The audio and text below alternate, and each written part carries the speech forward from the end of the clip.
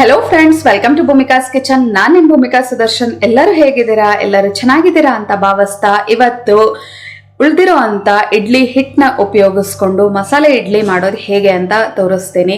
ಪ್ರತಿದಿನ ಇಡ್ಲಿ ತಿಂದ ನಂತರ ಮತ್ತೊಂದ್ಸಲ ಇಡ್ಲಿನೇ ತಿನ್ನಬೇಕು ಅಂತ ಅಂದರೆ ಎಂಥವ್ರಿಗಾದ್ರೂ ಬೇಜಾರಾಗೇ ಆಗುತ್ತೆ.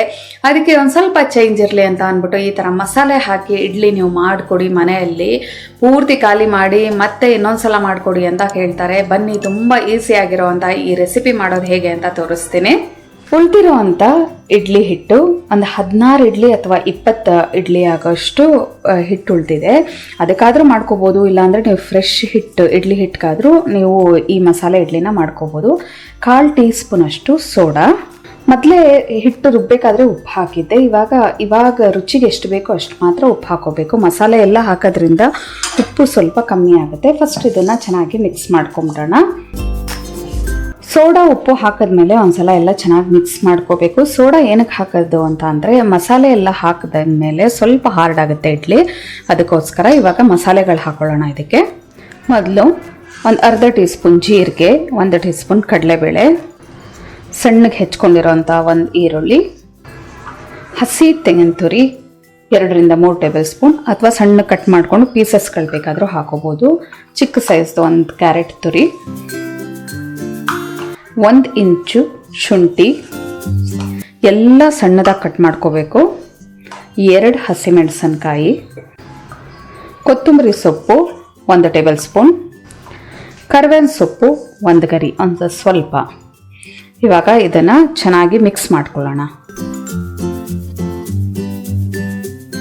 ಮಸಾಲೆ ಎಲ್ಲ ಹಿಟ್ಟಿಗೆ ಚೆನ್ನಾಗಿ ಹೊಂದ್ಕೋಬೇಕು. ಆ ಥರ ಇದನ್ನು ಚೆನ್ನಾಗಿ ಮಿಕ್ಸ್ ಮಾಡ್ಕೋಬೇಕು. ಮೊದಲೆಲ್ಲ ಇಡ್ಲಿ ಬ್ಯಾಟರ್ ಒಂದಿನ ಮಾಡಿದ್ಮೇಲೆ ಕಲ್ಲಲ್ಲೆಲ್ಲ ರುಬ್ಬಿದ ನಂತರ ಫ್ರಿಜ್ ಇಲ್ಲದೆ ಇದ್ದಾಗ ಮರುದಿನ ಅದನ್ನು ಹುಳಿ ಜಾಸ್ತಿ ಬಂದಿರೋದ್ರಿಂದ ಮಸಾಲೆ ಇಡ್ಲಿ ಹಾಕೊಳ್ತಾ ಇದ್ರು.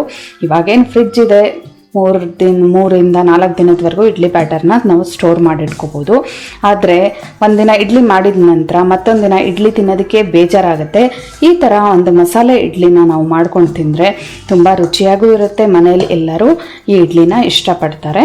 ನೋಡಿ, ಒಂದ್ಸಲ ಎಲ್ಲ ಚೆನ್ನಾಗಿ ಹೊಂದಿಸ್ಕೊಂಡ ನಂತರ ಇಡ್ಲಿ ಪ್ಲೇಟ್ಗೆ ಎಣ್ಣೆನ ಸವರಿ ಅದರೊಳಗಡೆ ಈ ಹಿಟ್ಟನ್ನ ಹಾಕ್ಕೊಳ್ತೀನಿ. ಇಡ್ಲಿ ಪ್ಲೇಟ್ಗಳಿಗೆ ಎಣ್ಣೆ ಸವರಿ ಚೆನ್ನಾಗಿ ಅದ್ರ ಮೇಲೆ ಒಂಚೂರು ಕ್ಯಾರೆಟು ಅಥವಾ ಕೊತ್ತಂಬರಿ ಸೊಪ್ಪು ಉದುರಿಸಿ ನಂತರ ಇಡ್ಲಿ ಹಿಟ್ಟನ್ನ ಹಾಕ್ಕೊಂಡಿದ್ದೀನಿ. ಈ ಥರ ಹಾಕೊಳ್ಳೋದ್ರಿಂದ ನೋಡೋದಕ್ಕೂ ಅಲಂಕಾರವಾಗಿ ಕಾಣುತ್ತೆ. ಮಕ್ಳಿಗಂತೂ ತುಂಬಾ ಖುಷಿ ಆಗುತ್ತೆ. ಇವಾಗ ಇದನ್ನು ಒಂದು 10 ರಿಂದ 15 ನಿಮಿಷ ಇಡ್ಲಿ ಕುಕ್ಕರಲ್ಲಿ ಇಟ್ಟು ಸೇಮ್ ನಾವು ಇಡ್ಲಿ ಹೇಗೆ ಬೇಯಿಸ್ಕೊಳ್ತೀವಿ ಅದೇ ಥರ ಇದನ್ನು ಕೂಡ 15 ನಿಮಿಷ ಬೇಯಿಸೋಣ ಹೈ ಫ್ಲೇಮಲ್ಲಿ.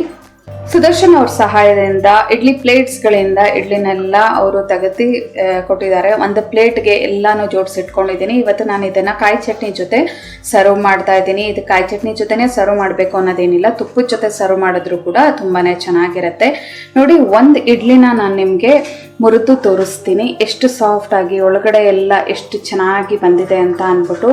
ಟೇಸ್ಟ್ ಅಂತೂ ತುಂಬಾ ಚೆನ್ನಾಗಿರುತ್ತೆ. ಲೈಟಾಗಿ ಇಡ್ಲಿ ಹಿಟ್ಟು ಒಂದಿನ ಮಾಡಿದ ನಂತರ ನೆಕ್ಸ್ಟ್ ಡೇಗೆ ಲೈಟಾಗಿ ಒಂದು ಸ್ವಲ್ಪ ಹುಳಿ ಬಂದಂಗಿರುತ್ತೆ. ಆವಾಗ ಈ ಥರ ಮಸಾಲೆ ಎಲ್ಲ ಹಾಕಿ ಮಾಡಿದ್ರೆ ಉಪ್ಪು, ಹುಳಿ, ಖಾರ ಎಲ್ಲ ಮಿಕ್ಸ್ ಆದರೆ ತುಂಬಾ ರುಚಿ ಚೆನ್ನಾಗಿರುತ್ತೆ. ಒಂದ್ಸಲ ಮಾಡಿಕೊಡಿ. ಮಕ್ಕಳಾಗಿರ್ಬೋದು, ದೊಡ್ಡವರಾಗಿರ್ಬೋದು, ಮನೆಯಲ್ಲಿ ಪ್ರತಿಯೊಬ್ಬರು ಇಷ್ಟಪಟ್ಟು ಪ್ಲೈನ್ ಇಡ್ಲಿ ಬೇಡ ಇದೇ ಇಡ್ಲಿ ಮಾಡಿಕೊಡಿ ಅಂತ ನಿಮಗೆ ಮತ್ತೊಮ್ಮೆ ಕೇಳ್ತಾರೆ. ಈ ವಿಡಿಯೋ ನಿಮ್ಗೇನಾದರೂ ಇಷ್ಟ ಆಗಿದ್ರೆ ಲೈಕ್ ಮಾಡಿ, ಶೇರ್ ಮಾಡಿ. ಯಾರೆಲ್ಲ ಇನ್ನು ಭೂಮಿಕಾಸ್ ಕಿಚನ್ಗೆ ಸಬ್ಸ್ಕ್ರೈಬ್ ಆಗಿಲ್ಲ ಆದಷ್ಟು ಬೇಗ ಸಬ್ಸ್ಕ್ರೈಬ್ ಆಗಿ. Thanks for watching. Hello friends, ನನ್ನ ವಿಡಿಯೋ ಇಷ್ಟ ಆಗಿದ್ದರೆ ಲೈಕ್ ಮಾಡಿ, ಹಾಗೆ ನನ್ನ ಚಾನಲ್ಗೆ ಸಬ್ಸ್ಕ್ರೈಬ್ ಆಗಿ. ಪಕ್ಕದಲ್ಲೇ ಇರೋ ಬೆಲ್ ಐಕಾನ್ ಪ್ರೆಸ್ ಮಾಡೋದ್ರಿಂದ ನಾನು ಹಾಕೋ ಪ್ರತಿಯೊಂದು ವಿಡಿಯೋ ನೋಟಿಫಿಕೇಷನ್ ನಿಮಗೆ ಬರುತ್ತೆ.